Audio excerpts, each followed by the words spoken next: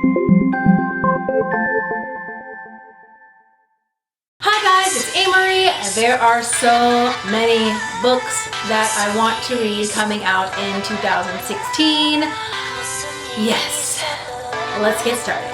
Now there are kind of a lot of books. I tried to narrow it down because I didn't want the video to last forever. So these are the ones that I really want to make sure that I get to. And a lot of these come out in the first half of the year. So I think I have to do another video for the second half when I know more what's coming out toward the fall especially. I'm anticipating them all, but one of my most anticipated books is All the Birds in the Sky by Charlie Jane Anders. This is being published January 26th by Tor. Charlie Jane Anders is the editor of IO9. If you're not familiar with the io9.com site, it's kind of like a science fiction techie site from what I understand. I've been on there a few times. I don't live on there, but I have visited the site plenty of times. And this story is about living in the midst of the apocalypse. Like the apocalypse is happening right now due to changes in the global climate. Now the interesting thing is that there's magic and a time machine involved. It's also the story about friends who grow apart and then come together to save the world. So I'm anticipating a kind of mishmash of sci-fi and literary, similar to Station 11 or The Magicians. That's kind of the vibe I'm getting. One of the taglines is a deeply magical, darkly funny examination of life, love, and the apocalypse. Sounds kind of literary leaning to me. I'm really excited to read this. A Gathering of Shadows by V.E. Schwab. This is book 2 in the Darker Shade of Magic series. I believe there are going to be 4 books. Yes, so excited about that. I won't go too much into this because this is a book 2, but you already know it's a story about a guy who can travel through alternate Londons. They are all magical. Red London, Black London, Gray London, White London. I've talked about it a lot before, so you already kind of know what the gist is. I'm highly looking forward to this one. Can't wait. This is being published by Tor, February 23rd. The Fireman by Joe Hill. This is being published March 17th by William Morrow. I'm so excited about this because I love Joe Hill. He's one of my favorite authors. I loved Nosferatu, one of my favorite books of all time.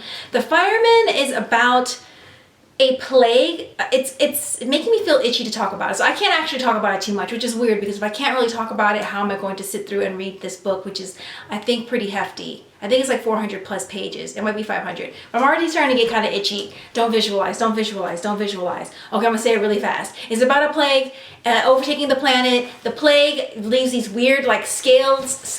People call it like dragon scale. Think about like George R.R. Martin's dragon scales. I don't know if that's what it looks like, but they're like, it says beautiful gold and black. Look, scales developing on someone's skin. I don't care if it's black and gold, and I am getting itchy thinking about it. I don't know if I can read this book now. I don't know. Like I'm literally like, I'm starting to sweat a little bit, and I'm getting itchy. I'm getting itchy. I don't know. I want to read this, but I don't know if I can. Okay. I have this thing, but I'm not gonna go into it, but it's like this phobia, and I'm not gonna go into it, but I'll tell you guys about it later. Okay, so it's about that. And what happens is when people develop these things, they explode into flames. It sounds amazing. Gotta change the subject, gotta move on to the next book. Sounds great. I'm gonna read it probably, but I can't talk about it right now. It's really giving me the heebie-jeebies. The Raven King by Maggie Stiefvater, the 4th and final book in the Raven cycle. I love this series, especially the first book. It holds a special place in my heart. So I won't go too much into this because it's the 4th book, but in case you guys don't already know what the Raven cycle is about, it's a series about 4 boys, Gansey, Ronan, Adam, Noah, and Blue. That's pretty good because I will admit something to you. Most of the time, I cannot remember characters' names.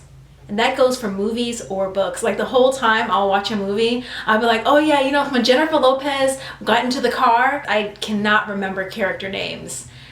It's very rare. So the fact that I can remember Gansey, Blue, Ronan, Noah, and Adam, that's amazing. Anyhow, there's a legend. The Welsh king Glendower is buried in the hills of Virginia, and if you find him, he will grant you a wish. Side to that, Blue, who comes from a very psychic family, has always been told that once you kiss your true love, he will die. She likes Gansey. That's the big problem. Maggie Stiefvater is another one of my favorite writers, so I can't wait to see how this series wraps up. This will be published by Scholastic April 25th. Strange the Dreamer by Laini Taylor, published by Little Brown in September. That's all we know. There is no date. And you know what this book is about? I don't know. I just know that it's by Laini Taylor, which means I'm going to read it. Well, no, I do know it's about monsters. That's all I know. There are monsters. She did have a quote. She said something about monsters, and there's a war between humans and monsters, and the monsters win. But, you know, you had me at Laini Taylor.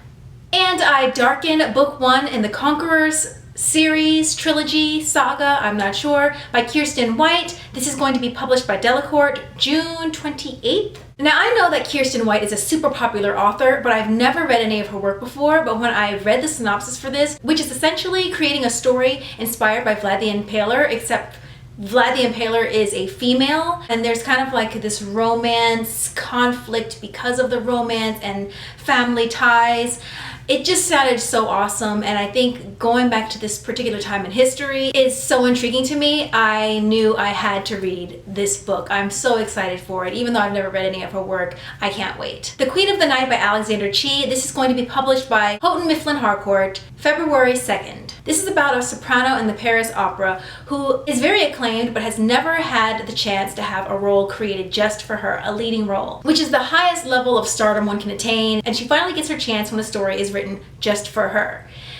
There's a catch. She realizes that this play, this opera that's written just for her to star in, mirrors very, very closely her life. In fact, a secret that she's carried in her life, which means automatically someone in her past has betrayed her. So there are only 4 people who could have betrayed her. One person is dead. One of those people loves her and she feels would never betray her. One of them wants to own her, whatever that means, and the other she hopes never ever thinks of her at all. That sounds like a fantastic story. Roses and Rot by Kat Howard. This is published June 7th by Saga Press. Kat Howard is an acclaimed author who's written lots of short fiction. This is her debut novel. It's also blurred by Neil Gaiman, which is huge. In this story, the main character is accepted into a post-grad artist retreat, and she goes there with her sister. She goes there as a writer, her sister goes there as a dancer. They're leaving their mother, who's extremely cruel, and they're going there together. They have a very good relationship. But while she's there, she has to figure out how much she wants success. How much would you give up? What would you do? How far would you go to reach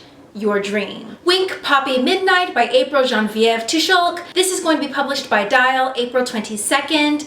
I don't know much about this story. The tagline is every story needs a hero, every story needs a villain, every story needs a secret. I don't know anything else about this story because the synopsis is extremely vague, but I know the cover is stunning, number 1. It's almost as stunning as the author's prose. Her prose is delicious. She also wrote a book that I loved called Between the Devil and the Deep Blue Sea. The prose in that story is very beautiful. It's lush, but it's clean and sharp and languid, and it's just, her prose is gorgeous. Just the tagline alone, every story needs a hero, every story needs a villain, every story needs a secret, and the very vague synopsis tells me already that you want to go into this story knowing as little as possible and you just want to just dive in. So that's what I'm going to do. Every Heart a Doorway by Shannon McGuire. This will be published by Tor April 5th. I know Shannon McGuire is an extremely popular author, but I've never read any of her work. This cover is so intriguing. The story is about a girl who falls into this fantasy world, does whatever she does there in this fantasy realm, and then she comes back here, and now what? What is life after all of that? When you've experienced all of those things, what does life look like now? The question raised in the synopsis combined with the cover definitely is giving me literary feels. So again, I'm feeling The Magicians by Lev Grossman, a fantasy, but one that focuses a lot on existential questions. I could be wrong. That's what the synopsis is giving me. That's what the cover is giving me. So I'm really looking forward to this one. I keep saying I'm really looking forward to this one, but the whole concept of the video is most anticipated books of 2015 or 2016. New year, Amerie. So I don't really need to say that, but I keep saying it anyway. New Pompeii by Daniel Godfrey. This will be published by Titan Books June 21st. This book takes place in the far future. A group of scientists secretly create a time travel machine or something that enables them to go back in time and pull everyone from the city of Pompeii, or the city itself, and pull them into the future, into this area they've cordoned off or created or hidden, I don't know if it's underground, in order to save them from the eruption of Mount Vesuvius.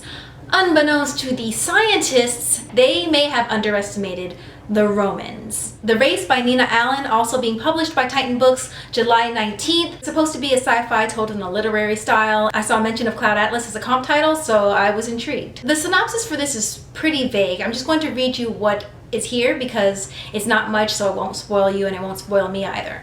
A child is kidnapped. A female journalist reaches into the past to find answers to a possible murder. Far away, a young girl prepares for her mysterious future. In the tradition of David Michael's Cloud Atlas, The Race captivates the reader, weaving together story threads and realities to take us on a gripping and spellbinding journey. Like I said, it's very vague, and honestly, it's not a very captivating synopsis. Using Cloud Atlas as a comp title works, and especially when they used Station 11 as a comp title, that really hooked me because, as you guys know, that was one of my favorite books, hands down, of 2014. The fact that they're using Cloud Atlas and Station 11 is giving me sci-fi literary style. Into the Dim by Janet B. Taylor, the first book in a series. This will be published by Houghton Mifflin Harcourt March 1st, and it's being called Outlander for Teens. The story is about a girl who loses her mother overseas in an earthquake, and when she goes to find her mother or reclaim her mother's body, she discovers that her mother is actually a part of a secret society of time travelers. Stop!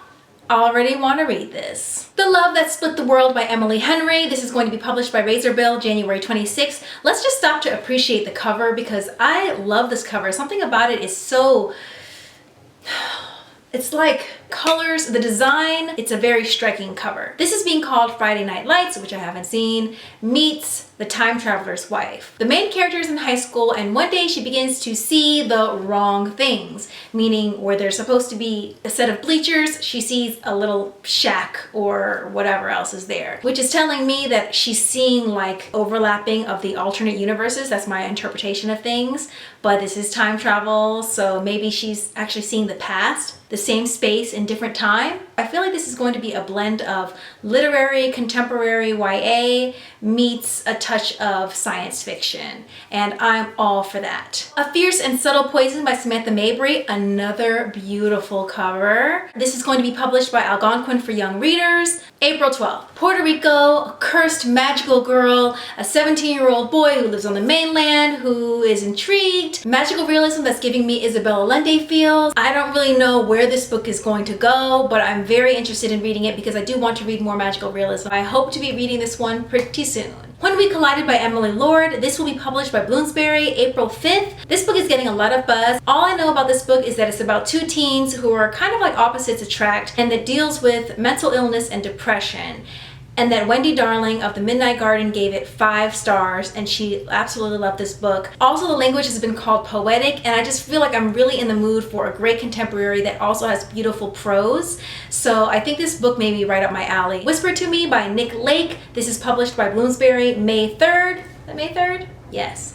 May 3rd, and I believe it also deals with mental depression or schizophrenia. I've been wanting to read a Nick Lake book for a long time. I figured I would start with this one. The main character hears voices, I believe, and a lot of it is told in letter form. It's about a summer that proves to be a turning point for the main character, and I think in the book we're kind of figuring out what happened. It's like slowly unravels the mystery of that summer. From the few pages that I did read, because I had to take a little peek, the voice feels very strong in this novel. So those are my most anticipated books of 2016. Those feel like a lot of books. Those are a lot. Considering that my Goodreads challenge is 50 books, so that's like a fifth right there. They sound so cool. I think a lot of them are very strong in premise, so I'm looking forward to it. There are so many great books coming out, right? I'm super excited. So let me know what you're interested in reading. Don't forget to like the video if you liked it. Please share the video, and don't forget to subscribe. Until next time, I will see you guys later. Bye!